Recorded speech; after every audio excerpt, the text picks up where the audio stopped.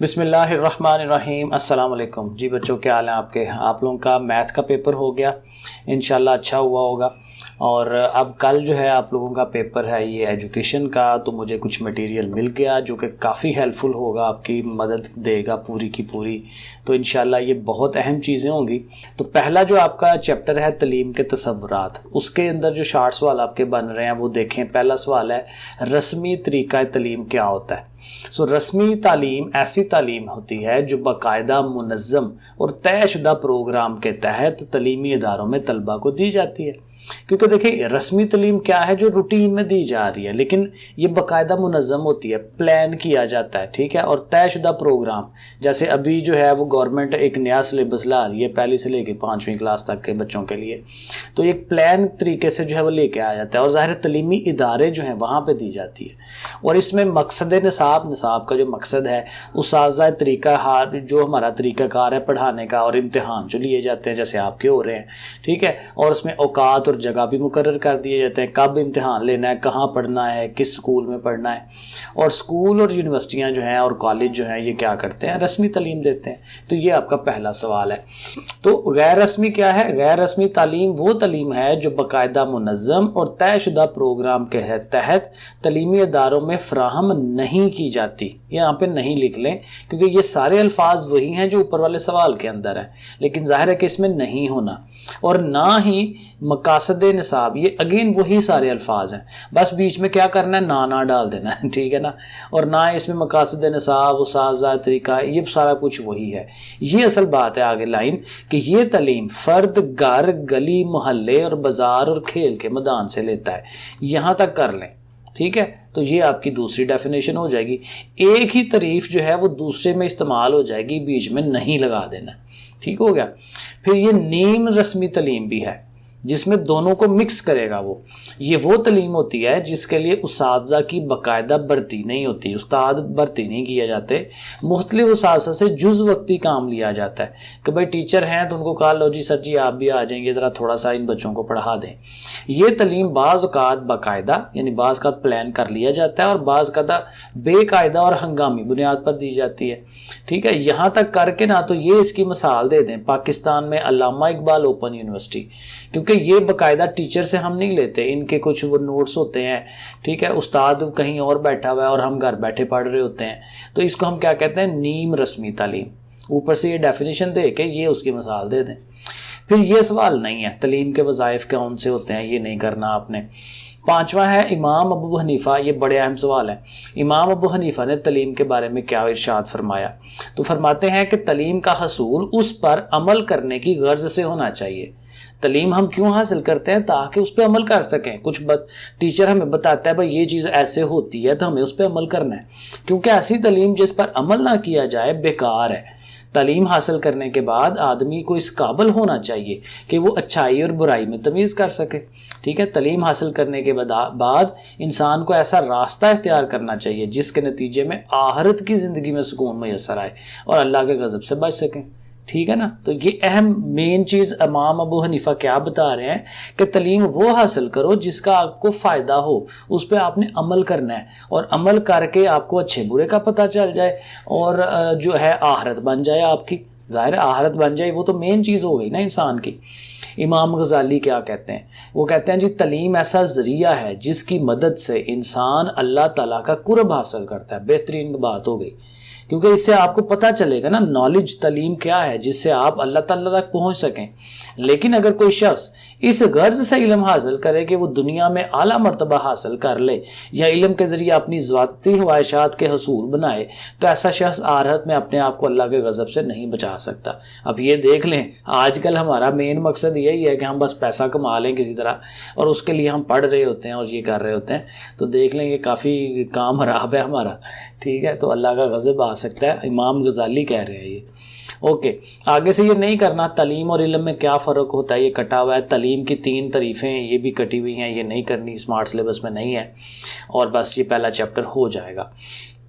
दूसरा जो चैप्टर है तलीम का दायरा कार और वज़ाइफ, इसमें ये पहला सवाल नहीं है इल्मुल तलीम की अहमियत और उसकी 5 वजूहात बताएं।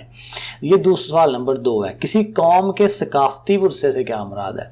सकाफत देखें आम चीज़ है जो हम रूटीन में अपनी ज़िंदगी गुजार रहे होते हैं ना, कि रूटीन में हम क्या करते हैं, ईद आए तो क्या करते हैं, शादी ब्याह आए तो क्या करते हैं, मिलने जुलने के तरीके क्या हैं, सलाम करते हैं कि नहीं करते, ये सारा सकाफत होती है हमारी, इसी को विरसा कहते हैं। देखें कहता है किसी कौम का नज़रिया हयात, यानी कि हमारा सोचने का अंदाज़ किस तरह का है, रहन सहन का तरीका, हम रहते कैसे हैं, हमारी रवायात क्या हैं, फ़न तमीर, हम अब घर बनाते हैं, मस्जिद बनाते हैं तो वो कैसे बनाते हैं, सोच का अंदाज़, हमारे लिबास किस तरह हैं, उठना बैठना क्या है, मेल जोल के आदाब क्या हैं, सलाम लेनी चाहिए नहीं लेना चाहिए उसका तरीका, ये सारी चीज़ें क्या होती हैं विरसा। तो इनमें से कुछ चीज़ें जो याद रह जाएंगी आपको वो लिख दीजिएगा, इजी है। फिर दूसरा सवाल है तालीम का मुल्क की तहजीब व सकाफत से क्या मुराद है। अब वो विरसा तो हो गया, तो तालीम और विरसे का ताल्लुक जोड़ेंगे हम इस सवाल में। तहजीब व सकाफत के तहफ़्फ़ुज़ और मुंतकिली के लिए तालीम के मकासद, नसाब और तदरीसी तरीक़ों का तयन किया जाता है। यानी सकाफत जो होती है उसको हम सही रखने के लिए हम क्या करते हैं, हम ये देखते हैं कि हमारी तालीम का मकसद क्या होना चाहिए, कौन सा नसाब या करिकुलम बच्चों को पढ़ाना चाहिए और किस तरीके से पढ़ाना चाहिए, ये सारी चीज़ें बताई जाती हैं ताकि तलबा में वो ख्यालात और एतकाद मुंतकिल हों जो कौम चाहती है। यानी हमारी अब मुसलमान है ना, तो हम चाह रहे होते हैं कि बच्चों के अंदर जो है इस्लामी चीज़ें जो है उनके जहन में आएँ, और इसी बुनियाद पर ये पहली से लेकर 5वीं तक का नया सिलेबस बन रहा है। ठीक है, तो उसके लिए नया सिलेबस बनाना, तरीका पढ़ाने का क्या होना चाहिए, ये यहाँ तक आप इसको रेडी कर लें।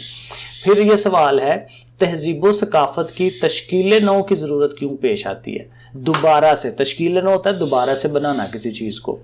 तो कहते हैं तलीम का सिर्फ ये काम नहीं कि तहजीबी वर्से का तहफ़्फ़ुज़ करे और उसे आइंदा नस्लों तक मुंतकिल करे, बल्कि तलीम का इंतहाई अहम फ़र्ज़ ये है कि वो माशरती ज़िंदगी की तश्कील नौ करे। अब देखें ना, आहिस्ता आहिस्ता हमारी ज़िंदगी में प्रॉब्लम्स आनी शुरू हो जाती हैं। हमारा जैसे आजकल टिकटॉक है और ये दूसरी चीज़ें हमारी सकाफत के अंदर घुसती जा रही हैं। तो तश्कील नौ यही होता है कि दोबारा देखा जाए कि हमारी जो प्रॉब्लम्स आनी शुरू हो गई हैं उनको कैसे बीच में से निकाला जाए। ठीक है, तो इससे मुआशरा हमारा जो है वो बेहतर हो जाएगा। फिर आगे चलें जी, 5वां सकाफती वर्से की बेजा तकलीद के 5 नुकसानात। आपका जो सकाफती वर्सा है पहले से चलता आ रहा है, तो लेकिन अंधाधुंध नहीं उसको लेके चलना, उसमें से जो गलत चीज़ें हैं वो छोड़नी है। तो अंधाधुंध उसके पीछे जाने के जो नुकसान हो सकते हैं वो उसने पूछे हैं। तो कहता है सकाफती वर्से की बेजा तकलीद से बाज़ औक़ात गलत रस्मात और माशरे में रवाज पा जाती हैं। जैसे वो जहेज देना होता है, और जैसे ये हिंदू माशरे में उसने कहा हतून जो है उसको साथ ही औरत को मार देते हैं, हावंद के साथ ही सती कर देना। ठीक है, अब जैसे हमारे यहाँ जो है वो जहेज की लानत है, पुराना चलता आ रहा है जी, बेटी की शादी करनी है ढेरों ढेर जहेज दोगे तो शादी होनी है। हालांकि ये है तो हमारी सकाफत में, ये लेकिन गलत चीज़ है, नहीं होना चाहिए ऐसे। तो ऐसी चीज़ों को छोड़ देना चाहिए ना, तो ये बात कर रहे हैं। सकाफती वर्से की बेजा तकलीद मुआशरती तरक्की में रुकावट का बायस बनती है। ठीक है, तरक्की का भी हो सकता है कि आप गलत चीज़ें लेके चल रहे हैं तो तरक्की भी नहीं होगी। फिर बेजा तकलीद अगर काबिल सताइश हो तो पैगंबर भी अपने आबाओ अजदाद की राह पर चलते रहते हैं और दुनिया को नई तालीमात से कभी रोशनास नहीं कराते। यानी पुरानी बातें अगर हम समझते हैं ना बड़ी अच्छी हैं, हालांकि वो गलत हैं, तो हम उनको लेके चली जाते हैं, हालांकि वो गलत चीज़ें होती हैं, उससे मुआशरा तरक्की नहीं करता। तो ये वो बात कर रहा है। और सकाफती वर्से की बेजा तकलीद करने वाला मुआशरा जो होता है वो जमूद का शिकार हो जाता है, तरक्की नहीं कर पाता। नई दुनिया में क्या हो रहा है हम उस तरफ नहीं जा पाते। ठीक है ना, तो ये इस तरह से ये 4 पॉइंट जो है उसने, 5 भी हैं, 5वां भी है, चले 5वां भी देख लेते हैं। कहता है सकाफती वर्से की बेजा तकलीद करने वाले मुआशरे में जहालत, ये असल चीज़, जहालत और नाहवादगी की शरह खतरनाक हद तक बढ़ जाती है। अगर पहले लोग नहीं थे पढ़ते तो हम उसी को फॉलो करते रहे, तो अब भी नहीं पढ़ेंगे तो जहालत ही आएगी ना। तो ये बात इसमें आ जाएगी 5वां। ओके, आगे जी सवाल नंबर 6, फ़र्द की 5 ज़रूरियात। एक आम इंसान जो फ़र्द होता है उसकी क्या ज़रूरियात है। तो बड़ी इजी है कि जो उसकी है जिस्मानी और जहनी सेहत, उसकी ज़रूरत होती है। खेल कूद की ज़रूरत होती है इंसान को, उसको जानने पहचानने और एहतराम किए जाने की ज़रूरत होती है। माशरे में उसके हकूक़ व फ़राइज़ क्या हैं इसका पता हो, और अपने माहौल और कायनात को समझने की ख्वाहिश। तो ये सारी उसकी ज़रूरियात हैं, जिस्मानी और ज़हनी, खेल कूद, पहचाना जाना, माशरे में हकूक़ और माहौल और कायनात को समझना। तो ये 5 पॉइंट हैं फ़र्द के ज़रूरियात। ये क्वेश्चन नंबर 7 नहीं है, इंसानी ज़िंदगी के इब्तदाई दौर वाला, ये छोड़ दें। और आखिरी सवाल है इस चैप्टर का कि तालीम अगर सकाफ़ती वरसे की तश्कील नो, ये तश्कील नो फिर बार बार लफ्ज़ आ रहा है, ये अहम सवाल है इस तरह का। तश्कील नो यही है कि सकाफ़त को नए सिरे से देखा जाए। तो अगर ये ना करे तालीम तो मुआशरा तरक्की नहीं कर सकता। इससे क्या मुराद है? ये वही बात है जो पीछे हमने की, क्योंकि तालीम देखेगी कि हमारे सकाफती वरसे में क्या क्या चीज़ें गलत आ रही हैं, उनको छोड़ के अच्छी बातें लेके चलना ये तालीम का काम है। और वो नहीं करेगी तो हम तरक्की नहीं कर पाएंगे, जहालत रहेगी हमारी, हम जाहिल के जाहिल रहेंगे, अच्छी बातें नहीं हमारे मुआशरे में आ सकेंगी। तो देखें, कहता है इससे मुराद ये है कि अगर माशरती ज़िंदगी की तश्कील ना होती तो माशरा आज भी वैसा ही होता जैसे आज से हज़ारों साल पहले था। बिल्कुल ऐसे ही, यानी जंगलों पहाड़ों के गारों में ही हम ज़िंदगी बसर कर रहे होते और अपनी ज़िंदगी को पूरा साइश ना बनाते और हमारी ज़िंदगी जामद रहती। बिल्कुल सही हो गया। आगे चले, तीसरा चैप्टर है इंसानी नशोनमा और बालिदगी। अब इसमें उसने 3 सवाल सिर्फ किए हैं, 3 तरीफ़ें, तफूलियत, बचपन और शीरख्वारगी। ठीक है, लेकिन उसने यहाँ ये और भी हैं तरीफ़ें, अगर आपने करनी है तो कर लें, लेकिन वैसे जो स्मार्ट सिलेबस में दी हैं वो ये वाली 3 तरीफ़ें हैं, तफूलियत, बचपन और शीरख्वारगी। ये मैंने साथ लिखा हुआ है, साथ बुक रखी हुई है, तो यहाँ से आपको बता देता हूँ। शीरख्वारगी क्या है? ज़ाहिर है जब बच्चा बहुत छोटा होता है। शीरख्वारगी का मतलब ये जब दूध पीता है बच्चा, उसकी ज़िंदगी के शुरू के 2 साल, ये उम्र का वो हिस्सा है जिसमें बच्चे का इन्हिसार दूध पर होता है। बिल्कुल ठीक है। और ये पैदाइश से शुरू होता है और इब्तदाई 2 साल तक जारी रहता है। बिल्कुल सही। उम्र के इस हिस्से में बच्चा बोलना और चलना सीखता है। यहाँ तक छोड़ना तो छोड़ दे, वरना अगली लाइन भी कर लें, ये आपके सामने पड़ी हुई है, ईजी है काम। तो शीरख्वारगी के बाद ये था एक तफूलियत। तफूलियत उसके बाद वाला है, 2 साल के बाद क्या है? तो कहता है ये जो दौर है वो 2 साल से लेके 6 साल तक जाता है। और उसके साथ ये लाइन लिख लें कि इस दौर में बच्चे का कद जो है और उसकी हड्डियां जो साइज़ है उनका वो इजाफा होता है। दूध के दांत मुकम्मल हो जाते हैं, अभी निकलने नहीं है क्योंकि अभी 6 साल तक है ना, उसके बाद टूटने शुरू होते हैं। और बच्चा ठोस ग़िज़ा जो है वो खाने लगता है, क्योंकि दूध छोड़ के बाकी चीज़ें भी तो खानी है उसने। तो ये लाइन लिख दें तो तफूलियत हो जाएगी पूरी। और उसके बाद बचपन है, यानी 6 साल के बाद वाला।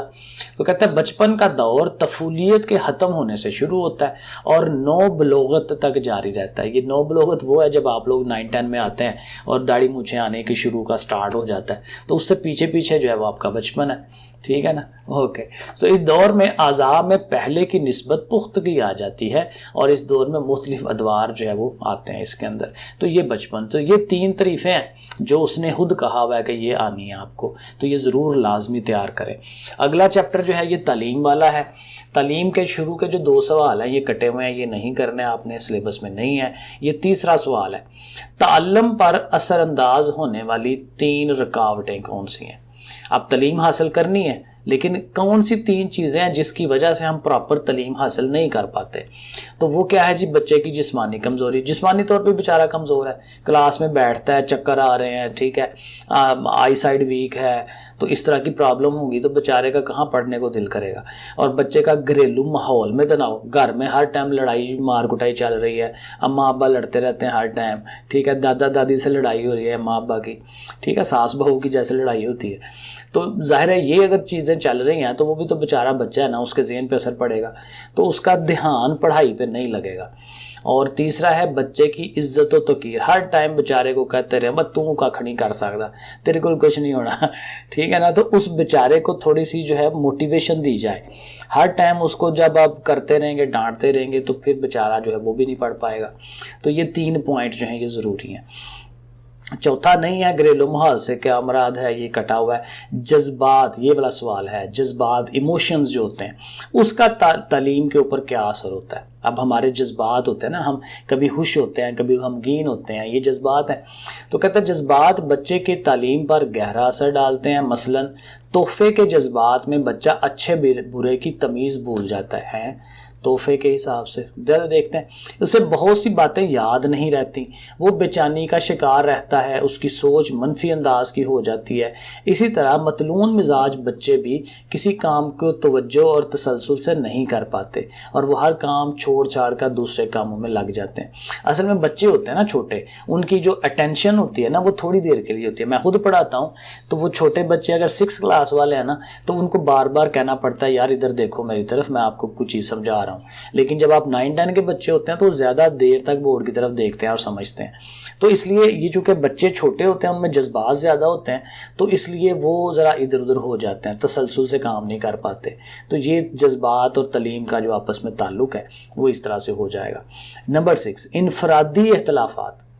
इनफरादी इख्तलाफात से क्या इख्तलाफ होता है, जो फ़र्क होता है, और इनफरादी के एक बंदे का। 2 बंदे खड़े हुए हैं तो दोनों में क्या क्या फ़र्क है। तो कहते हैं तमाम इंसान एक दूसरे से मुख्तलिफ होते हैं। बिल्कुल ठीक है। कुछ बच्चे खेल कूद में जल्द महारत हासिल कर लेते हैं, कुछ बात को जल्दी समझ लेते हैं, कुछ खूबसूरत तहरीर लिखने के माहिर हो जाते हैं, बाज़ बच्चे अच्छे ताल्लुकात काम करने में सबकत ले जाते हैं, चंद बच्चे तस्वीरें अच्छी बना लेते हैं। अब ये सारे देखें हम फ़र्क बता रहे हैं कि किसी बच्चे को कोई काम अच्छा आता है, किसी को कोई अच्छा आता है। यही सारे इख्तलाफ है, ठीक है, फ़र्क है लोगों में, बच्चों में।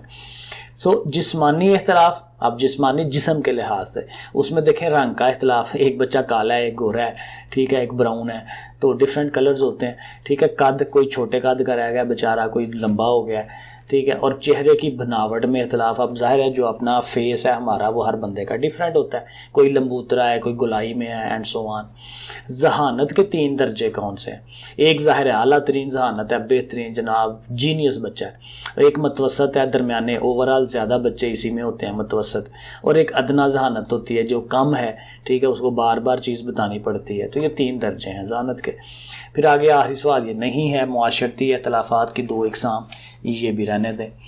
ओके जी, तो ये आपका एक चैप्टर और है वो मैं यहाँ से दिखाता हूँ आपको। अच्छा, एक ये चैप्टर रहता है तलीम और मुआशरा और ये कम्युनिटी स्कूल वाला, ये आई थिंक आखिरी चैप्टर है आप लोगों का। इसमें से उसने कुछ 8 सवाल बताए नहीं है, लेकिन आप इसकी अगर एक्सरसाइज में आए ना तो ये सवाल जो है, ये वाला क्वेश्चन नंबर 5, इसमें ये तालीम, मुआशरा और कम्युनिटी, इन तीनों की उसने तारीफ़ पूछी हुई है। तो ये तारीफ़ें जो हैं ये ज़रा ढूंढ के ये कर लें। ये तारीफ़ें मुझे फ़िलहाल नहीं मिली, आप लोग देखिएगा चैप्टर के अंदर मिल जाएंगी आपको ये तारीफ़ें। ये 3 तारीफ़ें लाजमी याद कर लें। इसके साथ उसने ये 2 सवाल कहे हुए थे और ये लाजमी उसने मेंशन किए हैं कि क्वेश्चन नंबर 7 और 8 ज़रूर करें। तो ये बहुत अच्छी बात है, ज़रूर करें इनको। ये मैंने जितना मुझे समझ आया मैंने कर दिया है। अगर आपने निशान लगाए हुए हैं तो आपके सही होंगे निशान, लेकिन देख लें। मुआशरे में तलीम और तरबियत की जिम्मेदारी किसकी होती है? अब देखें, होती तो सबकी है, वैसे घर में भी होती है, स्कूल में भी होती है, लेकिन चूँकि यहाँ उसने मुआशरे की बात की है तो फिर इधर मुआशरा ही होना चाहिए मेरे हिसाब से। आप लोग देखिएगा, अगर आपके सरों ने निशान लगाए हुए हैं तो फिर ठीक है। तलबा को महंगी और बैरूनी कुतब को सस्ते एडिशन की शक्ल में फराहमी, तो मेरे हिसाब से ये नेशनल बुक फाउंडेशन होता है जिन्होंने ये काम किताबें बनानी होती हैं, या ये भी हो सकता है इदारा जाते निसाब। तो ये चेक कीजिएगा कौन से वाला है, तो मेरे हिसाब से ये वाला है।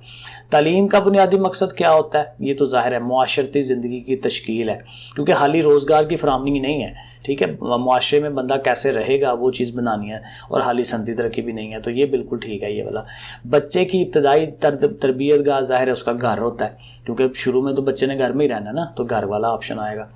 फिर ये जो MCQs हैं, बच्चे की इब्तदाई तरबियत कहाँ होती है? घर में होती है, ठीक है। घर और स्कूल बच्चे की तरबियत करते हैं किस तरह की? ज़हनी, अहलाकी, जिस्मानी, डेफिनेटली ये तीनों चीज़ें हो रही होती हैं, तो इसलिए दाल वाला ऑप्शन होगा। घर बच्चे की तरबियत किस करता है, किस अंदाज में? रस्मी तो होता है ना जहाँ पे प्रॉपर पढ़ाया जाता है, तो ये नहीं है, ये मैंने गलत लगाया हुआ है। गैर रस्मी में बिल्कुल गैर रस्मी होती है, तो गैर रस्मी होनी चाहिए, ये बे वाला ऑप्शन सही है। तालीम कौन सा बुनियादी काम सर अंजाम देती है? इल्म की मुंतकिल करना, सकाफत की हिफाजत करना, महारतें देना, तो ये चूँकि तीनों होती हैं तो अल्लाह बेजीम तीनों है। कम्युनिटी मुआशरे की इकाई होती है, पूरा एक सोसाइटी है ना, तो उसमें से कुछ एक लोग इकट्ठे रह रहे हों, वो कम्युनिटी होती है। तो ज़ाहिर है कि इसका काम क्या है? जहाँ पे लोग मिलजुल के काम करते हैं, रहते हैं, ठीक है, तो ये कम्युनिटी ये हो जाएगा। और 6वां जो है, स्कूल किन अमूर में मुआशरे की मदद करता है? तो ये मैंने निशान नहीं लगाया, देखते हैं। मुआशरती ज़िंदगी की तैयारी के लिए, हाँ बिल्कुल ये हो सकता है, यही है, अलिफ वाला ही है, ठीक है, मेरे हिसाब से आप लोग जो है अगर आपके निशान लगे हुए हैं तो आप चेक कर लें, अगर आप डेफिनेटली आपके सही होंगे, क्योंकि मेरा सब्जेक्ट नहीं है, लेकिन मुझे जो लगा कि सही है वो मैंने बता दिए। लो जी बच्चों, ठीक है जी बच्चों, तो ये है आपका सारे ये 60 सवाल, तो इनको रेडी कीजिए, तो इंशाल्लाह इनमें से पेपर आएगा। ओके फिर बच्चों, अल्लाह हाफिज़।